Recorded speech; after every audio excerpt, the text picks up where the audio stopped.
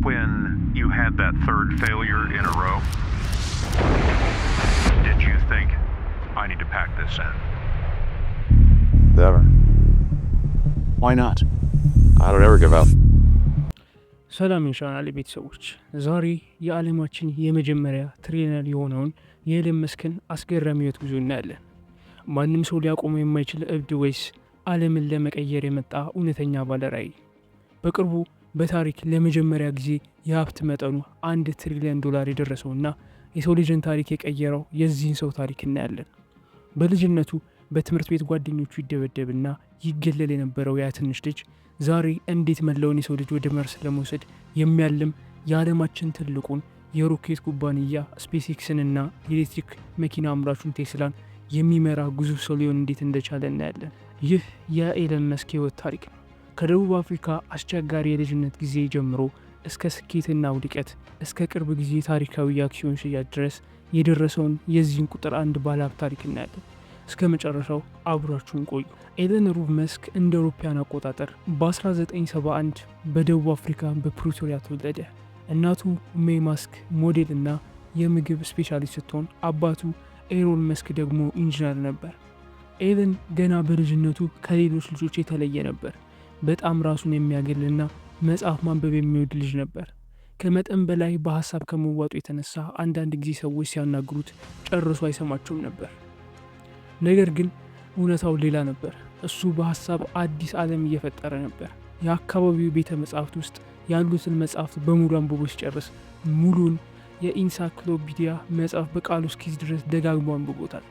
እድሜው 10 ዓመት ሲሆን ወላጆቹ ተፋቱ።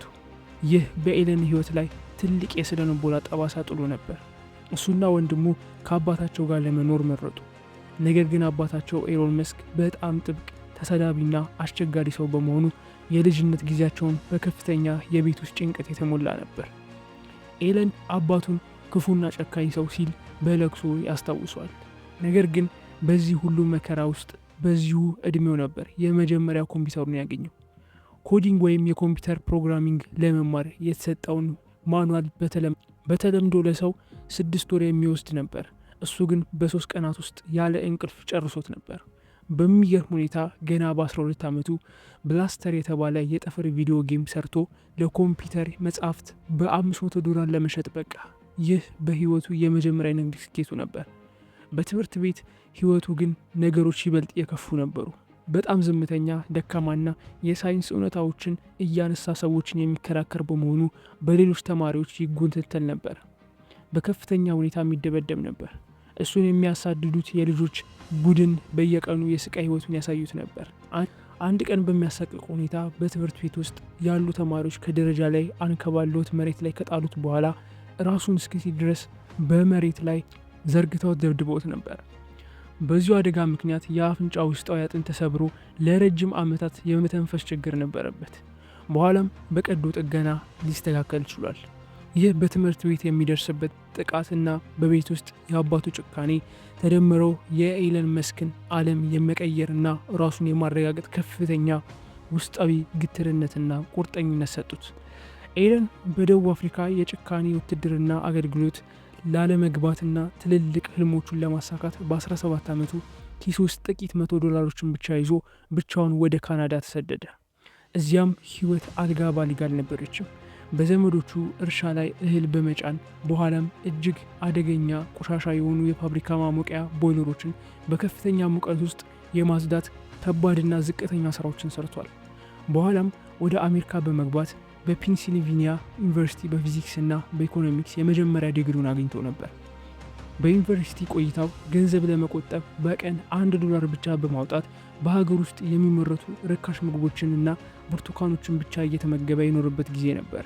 በ1995 በታዋቂው ስታንፎርድ ዩኒቨርሲቲ የዶክትሬት ትምህርቱን ለመቀጠል ቢመዘገብም የኢንተርኔት አብዮቱ መፈንዳቱን ሲያይ ትምህርቱን በሁለተኛው ቀን አቋረጠ። ከወንድሙ ኪምባል መስክ ጋር በመሆን ዚፕ2 የተባለች ለጋዜጦች የከተማ መማሪያና የካርታ አገልግሎት የምትሰጥ የመጀመሪያ ኩባንያ መሰረተ። በወቅቱ ገንዘብ ስለሌላቸው ቤት መከራየት ስላልቻሉ ቢሮ ተከራይተው እዚያው ቢሮ ውስጥ ሶፋ ላይ ተኙ ነበር። ገላ ለመታጠብ በአቅራቢያ ወደሚገኝ የወጣቶች በጎ አድራጎት ማዕከል ሄዱ ነበር። መስክ ሌሊትና ቀን ኮምፒውተር ፊት ተቀምጦ ኮድ ይጽፍ ነበር። በቀን ድረገጽ ሲሰራ ይውላል። ማታ ማታ ደግሞ መስክ ራሱን ኮድ ያሻሽል ነበር። በ1999 ይህችን ኩባንያ ኮምፓክት ለተባለ ድርጅት በ307 ሚሊዮን ዶላር ሸጣት። መስክ በአንድ ጀንበር የ22 ሚሊዮን ዶላር ባለቤት ሆነ። በመጀመሪያ ያደረገው ነገር ውድ የስፖርት መኪና መግዛት ነበር። ነገር ግን እዚያ ላይ አላቆመም። ያገኘውን ገንዘብ በሙሉ አደጋ ላይ ጥሎ ኤክስ.ኮም የተባለ የኢንተርኔት ባንክ መሰረተ። ይህ ኩባንያ በኋላ ላይ ከተወዳዳሪ ጋር ተቀላቅሎ ስሙ ወደ ታዋቂ ፔይፓል ተቀየረ። ሆኖም በኩባንያ ውስጥ በነበረ የቴክኖሎጂ ምርጫ የሀሳብ አለመግባባት ምክንያት መስክ ከሚስቱ ጋር ለጫጉላ ሽርሽር አውሮፕላን ውስጥ እንዳለ ከስራ አስፈጻሚነቱ በባልደረቦቹ ተባረረ። ይህ ትልቅ ክህደት ቢሆንም በ2002 ኢቤይ የፔይፓልን ኩባንያ በ1.5 ቢሊዮን ዶላር ሲገዛው መስክ በትልቅ ባለ አክሲዮንነቱ ከቀረጥ በፊት 180 ሚሊዮን ዶላር አገኘ። አብዛኛው ሰው በ180 ሚሊዮን ዶላር የቅንጦት ቪላና ጀልባ ገዝቶ በምቾት ይኖራል። ኤለን መስክ ግን ያንን ገንዘብ ይዞ ወደ ሩሲያ በመሄድ አህጉር አቋራጭ ወታደራዊ ሚሳይሎችን ለመግዛት ሞከረ። ዓላማው ምን መሰላችሁ? አይጥ ወይም ትንሽ ግሪን ሃውስ ወደ ማርስ ለመመላክና የሰውን ልጅ ትኩረት ወደ ህዋ ፍለጋ ለመመለስ ነበር። ሩሲያውያን ጀነሮች ግን እንደ እብድ ቆጥረው ሊያሾፉበት አልፎም ተርፎም ሙድ ሲይዙበት በአንድ ሚሳኤል 8 ሚሊዮን ዶላር በማለት ሊያታልሉት ሞከሩ። መስክ ተናዶ ከአውሮፕላን ተሳፍሮ ወደ አሜሪካ ሲመለስ ላፕቶፑን ከፍቶ የሮኬት መሳሪያ ጥሬ ዕቃዎችን ዋጋ ያሰላ ጀመረ። የሮኬት ኩባንያዎች ትልቅ ትርፍ እንደሚጨምሩበት ተረዳ። ሮኬቱን ራሴ ለመስራት እችላለሁ የሚል ውሳኔ ላይ ደረሰ። በ2002 ስፔስ ኤክስን መሰረተ። የሮኬት ዋጋውን በ90 በመቶ ለመቀነስ ሮኬቶቹን ወደ ህዋ ከሄዱ በኋላ በሰላም ምድር ላይ አርፈው በድጋሚ ጥቅም ላይ ለማዋል እንዳለባቸው ያምን ነበር። የሳይንሱ ዓለም ይህን ፈጽሞ የማይቻል እብድ ነው ብሎ አፊዞበት ነበር። መንገዱም እጅግ ከባድ ነበር። በ2006 2007 እና 2008 የተኮሳቸው 3 ተከታታይ ፋልኮን 1 ሮኬቶች በሙሉ ወደ ህዋው ሳይደርሱ አየር ላይ ከሽፈው ፈነዱ። በሚሊዮን የሚቆጠሩ ዶላር በአየር ላይ ተበተነ። ሰራተኞቹ ተስፋ ቆረጡ። ሚዲያውም አከተመለት አለ። ኩባንያው ሙሉ በሙሉ ሊከሰር ጫፍ ላይ ደረሰ። ከስፔስ ኤክስ አስገራሚ ታሪኮች መካከል አንዱ የሮኬት መሐንዲሶች እጥረት በነበረበት ወቅት መስክ ራሱ ሌሊትና ቀን የሮኬት ሳይንስ መጽሐፍትን በማንበብ የኩባንያ ዋና ዲዛይነር ሆኖ መስራቱ ነበር። መስክ የመጀመሪያው የገንዘብ ፍርፋሪ አሰባስቦ ለአራተኛና ለመጨረሻ ጊዜ ሞከረ። መስከረም 2008 ላይ አራተኛው ሮኬት በተሳካ ሁኔታ ህዋ ላይ ደረሰች። ይህ ስኬት ናሳ ተአምር አይቶ የ1.6 ቢሊዮን ዶላር ኮንትራት እንዲሰጠው አደረገው። ስፔስ ኤክስን ከሞትም አተረፈው። እዚያ ላይ ሌላው ያልተሰማ ታሪክ መስክ የመጀመሪያዎቹን 3 ሮኬቶች ሲያጣ የደረሰበት የጤና መታወክ ነበር። የአይምሮ ጭንቀትና ብዙ በሽታ ቢያጠቃውም መሸነፍን ፈጽሞ አልተቀበለም ነበር። ሰራተኞቹን ሰብስቦ እኔ ተስፋ አልቆርጥም እናንተም እንዳትቆርጡ በማለት ያበረታታቸው ነበር። ዛሬ ያ ከአራተኛ ሙከራ የተረፈው ኩባንያ በዓለም ላይ ያሉ የሳተላይት መረጃዎችን በሙሉ ብቻውን የሚቆጣጠር ግዙፍ ተቋም ሆኗል። ከስፔስ ኤክስ ጎን ለጎን መስክ በ2004 ቴስላ ሞተርስ ከተባለ የኤሌክትሪክ መኪና ኩባንያ ጋር በዋና ኢንቨስተርነት ተቀላቀለ። በወቅቱ የኤሌክትሪክ መኪናዎች ቀስ የሚሉ አስቀያሚና የጎልፍ መጫወቻ ጋሪ የሚመስሉ ተደርገው ይታሰቡ ነበር። መስክ ግን ኤሌክትሪክ መኪናዎችን ከነዳጅ መኪናዎች ይልቅ እጅግ ፈጣን፣ ውብና ለአካባቢ ተስማሚ መሆን እንደሚችሉ ማሳየት ፈለገ። በ2008 የዓለም ኢኮኖሚ ቀውስ ወቅት ቴስላም እንደ ስፔስኤክስ ሁሉ ለክስረት ተቃርቦ ነበር። መስክ ማታ ማታ እንቅልፋቶ ይጨነቅ ነበር። የነበረውን የመጨረሻ ሳንቲም ለሁለቱ ኩባንያዎች አከፋፈለ። ከሚስቱ ጋር ተፋታ። የግል ቤቶቹን ሸጠ። ከጓደኞቹም ገንዘብ ይበደር ነበር። በከፍተኛ የሥራ ጫና የተነሳ አይምሮዬ ሊፈነዳ ነበር ሲል ያንን አስፈሪ ጊዜ ያስታውሳል።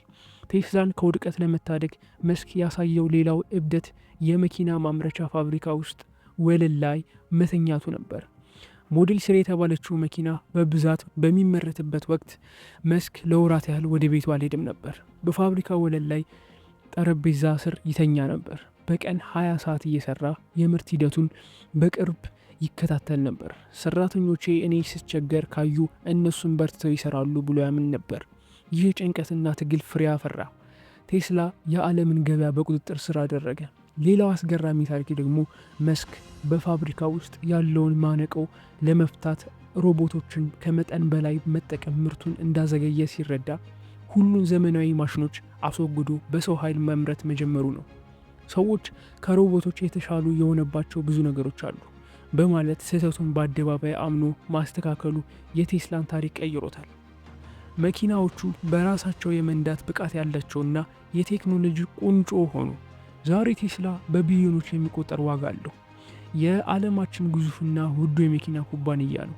መስክ የሰውን ልጅ ወደ ማርስ ለመውሰድ የገንዘብ ምንጭ የሚያስፈልገው መሆኑን በመረዳት ስታርሊንክ የተባለውን የሳተላይት ኢንተርኔት ፕሮጀክት በስፔስ ኤክስ ስር ጀመረ።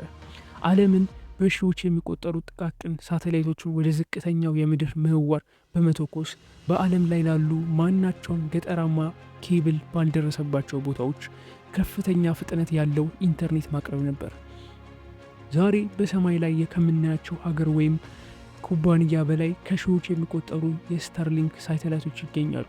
ይህ ፕሮጀክት በጦርነትና በተፈጥሮ አደጋ ጊዜ የኮሚኒኬሽን መስመሮች ሲቋረጡ ብቸኛ ኢንተርኔት ምንጭ በመሆን የዓለምን እያገለገሉ ይገኛሉ።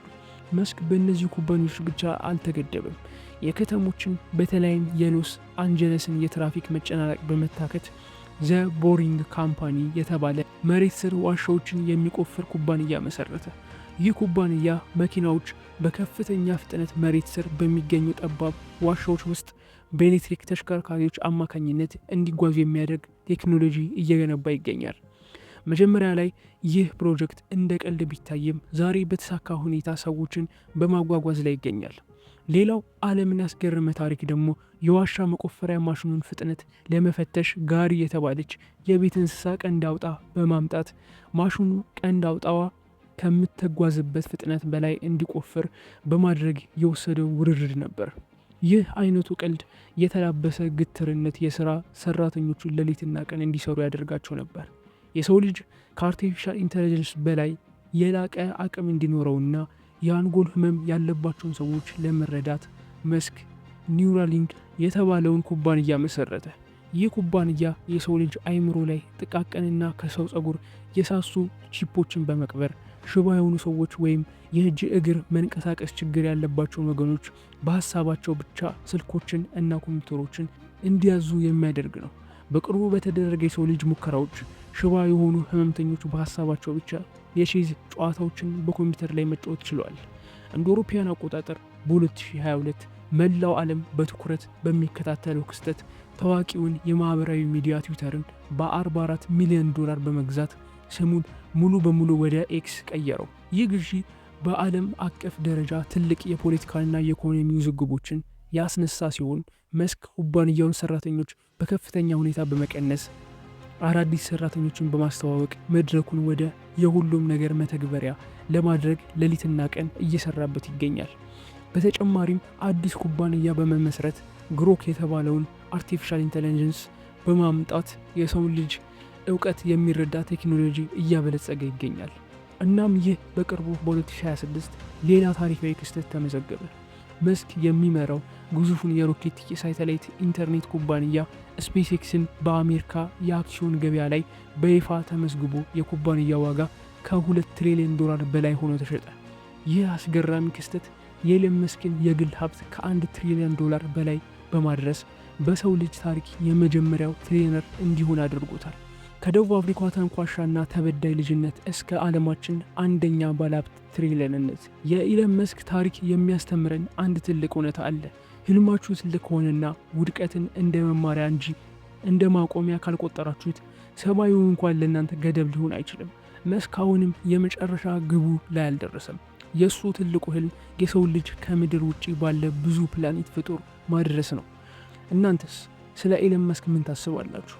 እውነተኛ የዘመናችን ባለራዕይ ጀግና ወይስ እብድ ሀብታም? አስተያየታችሁን በኮሜንት አሳውቁ። ቪዲዮን ከወደዳችሁት ላይክ እና ሼር ማድረጋችሁን እንዳትረሱ። አዳዲስ አስገራሚ ታሪኮች እንዲደርሳችሁ ደግሞ ቻናሌን ሰብስክራይብ በማድረግ ቤተሰብ ይሁኑ። በሚቀጥለው ቪዲዮ እስክንገናኝ ቸር ሰንብቱ።